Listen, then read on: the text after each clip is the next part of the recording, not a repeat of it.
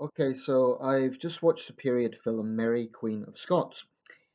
This was a film that I wanted to see, even though I was well aware that there was aspects of the film that have been widely criticised, and I could definitely see where that criticism comes from.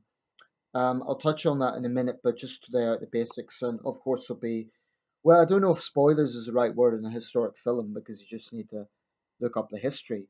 The film has historical inaccuracies, but basically it shows the court intrigues of both the courts of Queen Elizabeth I of England and Queen Mary, better known as Mary Queen of Scots. Um, and it shows the court intrigues of both women and the complexities of that.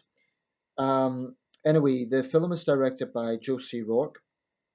It's written by Beau Willimon and it's based on John Guy's biography, Queen of Scots, The True Life of Mary Stuart. And it stars Saoirse Ronan in the lead role as Mary Queen of Scots and Margot Robbie as her cousin Queen Elizabeth I. The film's about 2 hours in running length. Um, so just going through the cast, which is a very important factor of what I'm going to be talking about here. So, like I said, Saoirse Ronan plays Mary Queen of Scots. I watched The Lovely Bones last night, which is a very powerful film. I think Saoirse Ronan is a great actress. Margot Robbie, I'm not as familiar with. I thought she was pretty good as Queen Elizabeth I. Other supporting cast members include Guy Pearce as William Cecil, who was advisor to Queen Elizabeth I. David Tennant as John Knox, and I totally didn't recognise him with the beard and the makeup. Jack Lowden as Lord Darnley, Joe Aylwin as Robert Dudley, the Earl of Leicester, Gemma Chan as Elizabeth Hardwicke, who was a friend and confidant of Queen Elizabeth I and keeper of Mary Queen of Scots, Martin Compston as the Earl of Bothwell, I think that's pronounced Ismail Cruz Cordova as David Rizzio, Mary's close friend and confidant who was famously murdered, Brendan Coyle as Matthew Stewart, the fourth Earl of Lennox, Ian Hart as Lord Maitland, Adrian Lester as Lord Thomas Randolph, James McArdle as the Earl of Moray, Maria Victoria Dragus as Mary Fleming, Scottish noblewoman and childhood friend and half cousin of Mary Queen of Scots, Eileen O'Higgins as Mary Beaton, attendant of Mary Queen of Scots, Izuka Hoyle as Mary Seaton, attendant of Mary Queen of Scots, Leah O'Prey as Mary Livingston, attendant of Mary Queen of Scots, Alex Beckett as Walter Mild May, who was English Chancellor of the Exchequer, Simon Russell Beale as Robert Beale, and Andrew Rothney as King James I, and that's only a brief sequence at the end. Most of the film shows him as a baby. Okay, let me start by what I would praise about the film. Um, I think the costumes get full marks. I think it was very good period costumes.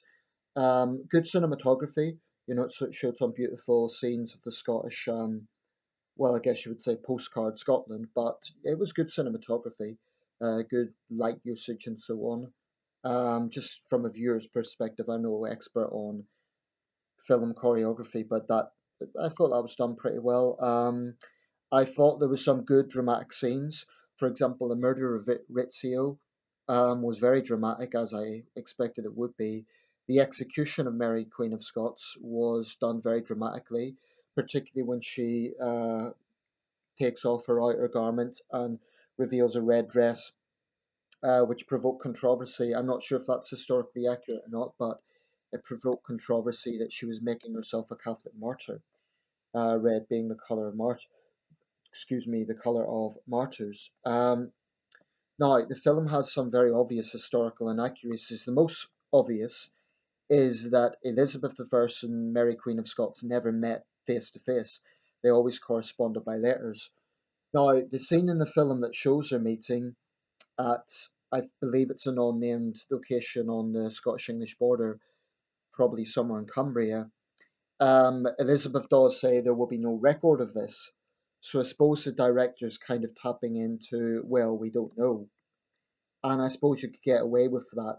I would say, to be fair to the director, films are not documentaries. So whilst I think accuracy is very important in films, I don't think it has to be 100% exactly as things happened. So, although some would say that's too much artistic license, and it's done in a very dramatic way where the two women are sort of in this, it looks like some sort of lodge, and there's sort of curtains hiding them from each other, and I quite like some of the scenes. I like the battle scene, the Battle of Langside in 1568 during the Rising of the North. That was done well. The drum roll, Mary Queen of Scots leading her troops in battle. Again, whether that's accurate or not, I don't know.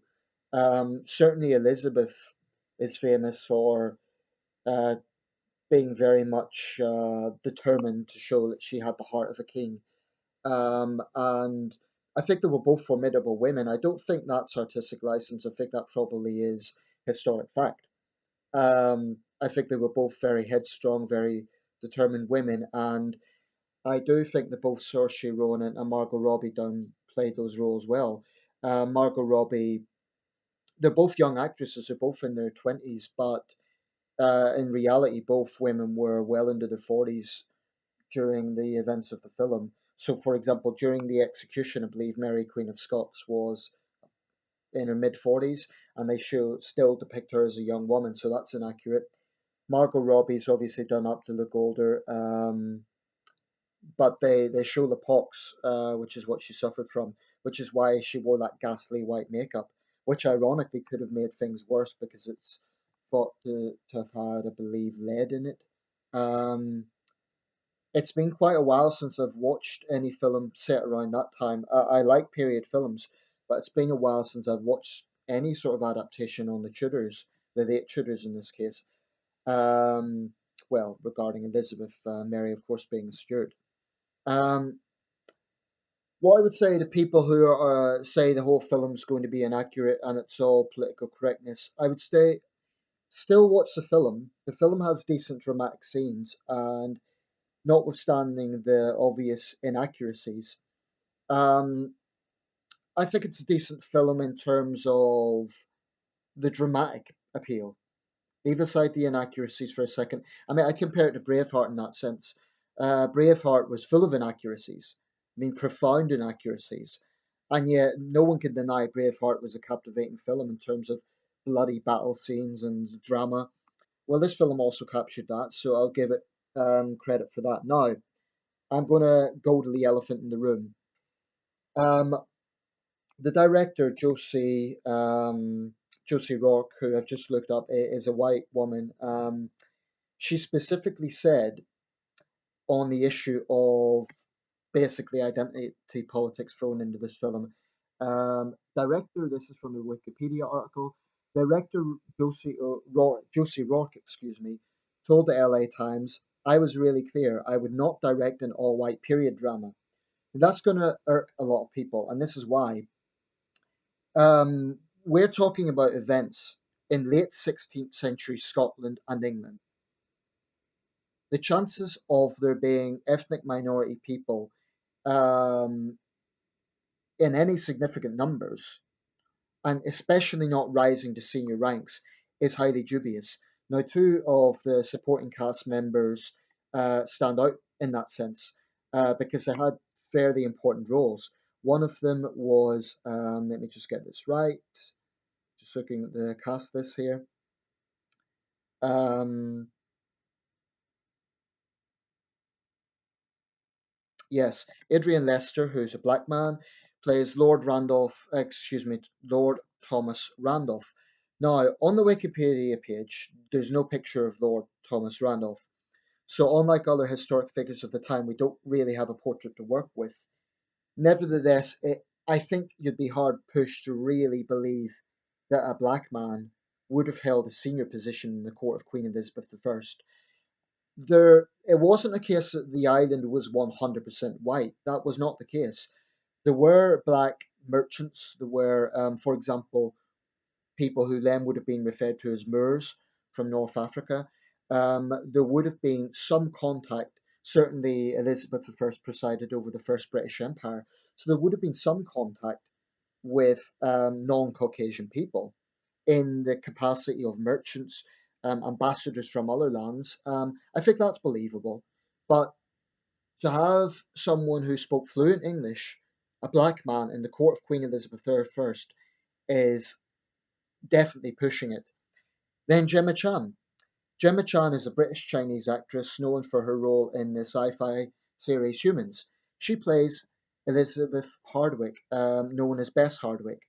Now, there is portraits of Bess Hardwick, and she was a white middle aged woman. Now, okay, the events of this film are set in the 1560s, but even allowing for the age thing, if you look at the portrait of Bess of Hardwick, she looked like Elizabeth I. She had red hair. She was clearly white. I mean, even allowing for the fact women used that ghastly white makeup at the time. Um, Bess of Hardwick was a white woman. Gemma Chan is not a white woman. Now that is just blatant political correctness. And when I'm saying this, I want to be clear. I'm not having a go at the actors personally. Um, I've seen a number of productions that Gemma Chan's been in. I like Gemma Chan. I've seen her in interviews. She comes across as a nice person. So my issue here is nothing, it's not a personal animosity towards Gemma Chan as an actress. I think she's a decent actress. That's not the point. The point is accuracy. And there simply wouldn't have been a British Chinese woman playing a lady in waiting to Queen Elizabeth I. The first Chinese people recorded in Britain were around the 1850s in Liverpool. They were male sailors. So there was, as far as I know, and I'll be happy for anyone to point out if this is wrong, but as far as I know, there were no Chinese people or people of Chinese descent in 16th century Britain, in Scotland or England. So that is just blatant virtue signaling by the director. Also, in the case of Gemma Chan, I hate to say this because, like I say, I like Gemma Chan, but the fact of the matter is, 2 years ago, she took part in a protest against the London Theatre on the grounds that the theatre was using yellowface because it was some sort of Chinese production. And the criticism was there was only white actors playing Chinese characters. Now, I happen to think that white actors shouldn't play Chinese or black characters. But what we're seeing here is Gemma Chan doing exactly the opposite. So frankly, it's hypocritical. She can't join protests and complain about yellow facing if she is basically going to whiteface. I mean, that's what it is. And also, this might sound kind of beside the point, but Gemma Chan is a beautiful woman. She's been a model. I think she's gorgeous. And people might think that's shallow, but Bess of Hardwick was, well, frankly, in my opinion, and I guess this is just aesthetics, but I think she looked like Elizabeth I. She was no beauty from what I could see based on the portrait. So there's a lot of issues in there.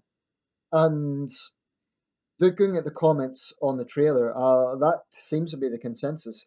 And the thing is, it isn't just Adrian Lester and Gemma Chan. There is a range. If you look at pretty much every scene, there are minority actors in supporting roles as courtiers, as ladies in waiting. So it isn't just Gemma Chan and Adrian Lester. I mean, they're in pretty much every scene. So I really think I really think that takes points off her as a director because she's putting identity politics and virtue signaling and political correctness over accuracy. The only things that were accurate about this film really were the costume designs and the drama of the period. I mean, it was a dramatic time. And I suppose she captured the intrigue of court life and also the rabble rousing of John Knox and others. I thought Tennant was excellent in that role, quite a sinister character, actually. He played a bit of a religious firebrand, and I thought he was very strong in that role. But it wasn't just the ethnicity thing, there was also blatant feminism coming into it with the two women kind of, oh, we're being controlled by these terrible men. Let's show that we're strong women. There's blatant feminist overtones there. So this is a film that brought in 21st century identity politics to a film that is set in the 16th century, and that's its downfall. Otherwise, I think it was a good film. What would I give it out of 10? Well, I wouldn't be as harsh as some of the critics. I don't think that though those identity politics ruined the film. I thought it was still a good historic drama. Um, I'd probably give it 7 out of 10. I thought, I mean, I would probably buy it, put it that way. But the double standards do irritate me because we hear no end of controversy about, oh, Hollywood is, um, whitewashing this. Hollywood is using blackface. Hollywood is using yellowface. Oscars so white. Hear no end of it. And yet now we're seeing the reverse. I happen to believe that historic films should portray characters historically accurate. If and this is nothing personal against Gemma Chan or Adrian Lester. I don't blame them. As actors, they have to take the jobs that they get, or they're not going to turn down an opportunity. So I don't blame them. As an actor, I would probably do the same thing. And yes, you could get the situation in reverse. For example, Matt Damon was in Great Wall, which is even allowing for the fact it's a fantasy film is definitely pushing it. So I think for me, historical accuracy is very important. The chances, well, we know that Elizabeth of Hardwick was not British Chinese, that's just a fact. And the chances of Lord Thomas Randolph being a black man are almost nil. Even allowing for the fact we don't have a portrait of him, it's just, I mean, it sounds to me that the director's just trying to take liberties for the sake of it. Um, and she must think the audience is stupid. I mean, people see this and it annoys people, and not just white people. I've seen black people commenting on this, saying that they don't like when white actors appropriate black roles, and now we're seeing. I think accuracy is very, very important. I mean, are we really going to have a situation in the future where leading characters, leading historic characters, are portrayed by, I mean, are we going to have a black Queen Victoria? Are we going to have a white Nelson Mandela? Let's just get real. It's just not realistic. And it annoys people because I think it patronizes the audience because the director thinks that they won't care or won't notice. Well, I'm sorry, Josie Rourke, we do notice, and it's irritating because it's not accurate. And when people go to see a historic drama, I don't think they expect it to be a a documentary. People know that historic films are not intended to be documentaries, but I do think they expect a certain degree of realism, and that sort of virtue signaling just isn't. So let me know your thoughts if you've seen the film. Thanks for watching.